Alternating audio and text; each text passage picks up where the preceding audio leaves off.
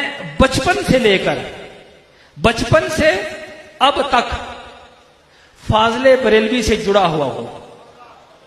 सूफी भी थे और आलिम भी थे, और इन दो हजरात की निस्बत जो सारी निस्बतों पर भारी निस्बत रखती थी वो सिलसिला आलिया कादरिया से थी।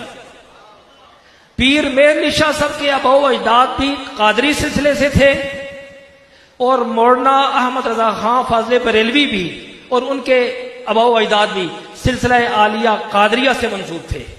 बल्कि उनका तो शेर है कि कादरी कर कादरी रख कादरियों में उठा, कादरी कर कादरी रख कादरियों में उठा, कदरे अब्दुल कादरे कुदरत नुमा के वास्ते। और ये वो निस्बत है सिलसिला कादरिया से इंतसाब की कि जिस निस्बत की वजह से मैं बचपन से अब तक फाजले बरेलवी से जुड़ा हुआ हूं। हर चंद के ये कुछ प्रोपेगेंडा करने वाले अपने अपने अंदाज में प्रोपेगेंडे करते रहते हैं, लेकिन सिलसिला कादरिया से जो इंतजाब फासले बरेलवी रखते थे, इस दौर में भी ऐसा सुच्चा कादरी कोई